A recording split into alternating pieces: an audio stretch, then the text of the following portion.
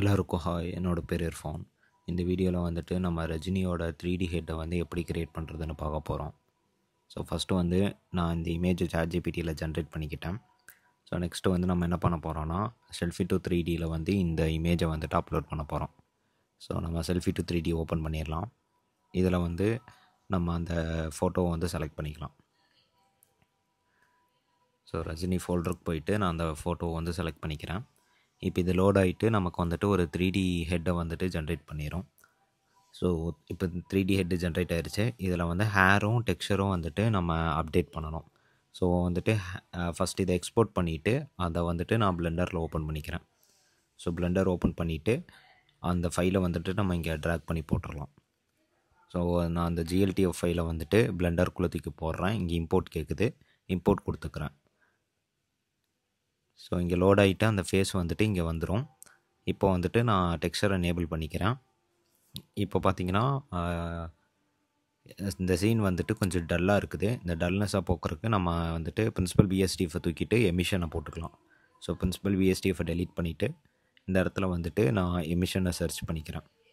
So அந்த எமிஷனை வந்துட்டு நான் இப்போ கனெக்ட் பண்ணி விட்டுறேன். இப்போ பார்த்தீங்கன்னா ரைட் சைடில் வந்துட்டு நமக்கு பிரைட்டான ஃபேஸ் வந்துருச்சு. இப்போ ஃபேஸ் வந்துட்டு மிரராக இருக்கும். நம்ம வந்து அதுலேருந்து எக்ஸ்போர்ட் பண்ணும்போது அதை வந்து நம்ம ரிவர்ட் பண்ணிக்கலாம். ஸோ இப்போ ஃபேஸ் வந்து வந்துருச்சு. இதில் வந்துட்டு ஃபேஸோட ஷேப்பை வந்து நம்ம கொஞ்சம் ஆல்ட்ரு பண்ண வேண்டியது இருக்குது.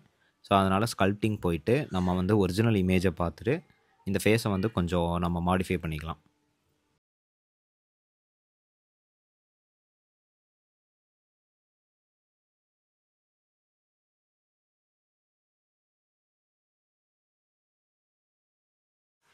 இப்போ ஃபேஸை வந்து நம்ம கொஞ்சம் மாடிஃபை பண்ணியிருக்கோம். நெக்ஸ்ட்டு வந்துட்டு நம்ம ஹேரை வந்துட்டு இது பண்ணணும். ஸோ இதுக்கு வந்து நான் எடிட் மோடு போயிட்டு எந்த இடத்துலலாம் முடி வேணுமோ அங்கெல்லாம் வந்துட்டு நான் வந்து லைன் போட போகிறேன். அந்த லைனை போட்டுட்டு அதுக்குள்ளே இருக்கிற வெர்டிசஸ் எல்லாம் வந்து நம்ம செலக்ட் பண்ணணும். ஸோ ஃபஸ்ட்டு வந்துட்டு நான் சுற்றி வந்து அந்த ஹேர் லைனுக்கு ஏற்ற மாதிரி லைன் போட்டு அந்த இடத்த வந்துட்டு கொஞ்சம் கொஞ்சமாக நான் அப்படி செலக்ட் பண்ணுறேன். ஸோ ஒன்ஸ் செலக்ட் பண்ணி முடிச்சதுக்கப்புறம் Shift-D ப்ரெஸ் பண்ணிங்கன்னா டூப்ளிகேட் ஆகும். அதுக்கப்புறம் செப்பரேட் செலெக்ஷன் கொடுத்தீங்கன்னா அந்த ஹேர் லைன் மட்டும் தனியாக ஒரு ஆப்ஜெக்டாக ரைட் சைடில் வந்துடும். ஸோ இப்போ நான் என்ன பண்ண போகிறோன்னா இதில் வந்து ஹேரை வந்துட்டு ஆட் பண்ண போகிறோம். பார்ட்டிகல்ஸ் போயிட்டு ஹேரை வந்துட்டு நான் ஆட் பண்ணிக்கிறேன். நாங்கள் ஹேர் ஆட் பண்ணிவிட்டு அதோட லென்த்து அட்ஜஸ்ட் பண்ணிக்கலாம்.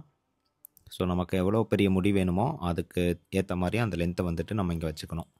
ஸோ இங்கே முடிஞ்சதுக்கப்புறம் நம்ம வந்து ஹேரோட கலரை வந்துட்டு ஃபஸ்ட்டு சேஞ்ச் பண்ணணும். இதில் வந்து நான் புது மெட்டீரியல் க்ரியேட் பண்ணிவிட்டு இதுக்கு வந்துட்டு பிளாக் கலர் கொடுக்குறேன். ஸோ ஹேர் பண்ணுறதுக்கு முன்னாடி வழக்கம் போல் நம்ம சேவ் பண்ணி வச்சுக்கலாம். ஏன்னா க்ராஷ் ஆனாலும் ஆயிரும். ஓகே, இப்போது வந்து நம்ம ஹேரை வந்துட்டு கோம் பண்ணுவோம். ஸோ ரேடியஸ் அதிகம் பண்ணிக்கிறேன். இப்போ வந்து நம்ம ரஜினியோட ஹேருக்கு ஏற்ற மாதிரி நம்ம அந்த இதை வந்து கோம் பண்ண போகிறோம்.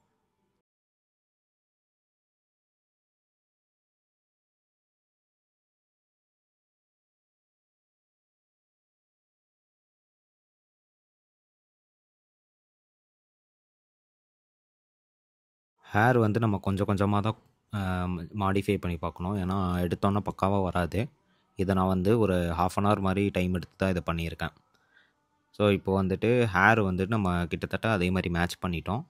நெக்ஸ்ட்டு வந்துட்டு நம்ம டெக்ஸ்சரை வந்துட்டு கொஞ்சம் க்ளீன் பண்ணணும். ஸோ அந்த கழுத்துக்கிட்டேலாம் பார்த்தீங்கன்னா அந்த பிளட்டு அப்புறம் அந்த கருப்பாக ஃபுல்லாக இதாக இருக்குது. இதெல்லாம் வந்து நம்ம கரெக்ட் பண்ணணும். இதுக்காக நான் வந்து ஃபோட்டோஷாப்பில் இது பண்ணிவிட்டு நான் கொஞ்சம் கொஞ்சமாக அந்த டெக்ஸ்சரை வந்துட்டு கலரை வந்து சேஞ்ச் பண்ணி ஒவ்வொன்றா அப்ளை பண்ணி பார்க்குறேன். ஸோ அதை அப்ளை பண்ணி பண்ணி பார்த்தா தான் நமக்கு தெரியும். ஸோ நம்ம வந்து கடைசியாக எக்ஸ்போர்ட் பண்ண இமேஜை வந்துட்டு ரீப்ளேஸ் பண்ணிடலாம். ஸோ இப்போ பார்த்தீங்கன்னா அந்த கழுத்தில் இருந்த அந்த பிளட்டு அப்புறம் அந்த கருப்பாக இருந்ததெல்லாம் நம்ம ரிமூவ் பண்ணிட்டோம். ஓகே, நெக்ஸ்ட்டு வந்துட்டு ஹேர் பார்த்தீங்கன்னா கேப்பாக நடுவில் இருக்கும். அதை வந்துட்டு நம்ம டெக்ஸ்சர் பெயிண்டில் போயிட்டு அதை ரியல் இமேஜில் இருந்து அதை எடுத்து அங்கே போட்டுக்கலாம்.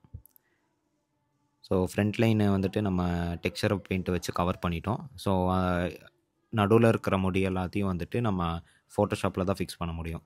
ஸோ அதனால் நான் இதை வந்து சேவ் பண்ணிவிட்டு ஃபோட்டோஷாப்பில் போயிட்டு அந்த ஹேர் லைனை வந்து ஃபிக்ஸ் பண்ண போகிறேன்.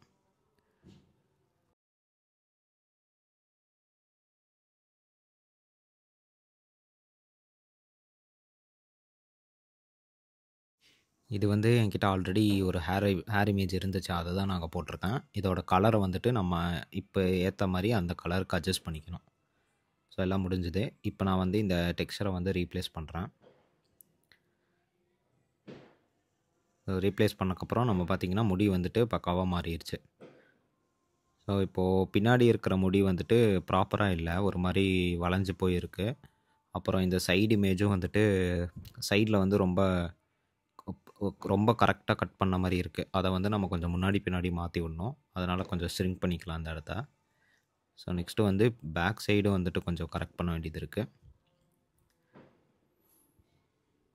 நம்ம திருப்பி பார்த்தா தெரியும், ஃப்ரண்ட்டில் வந்துட்டு எல்லாம் கரெக்டாக இருக்குது.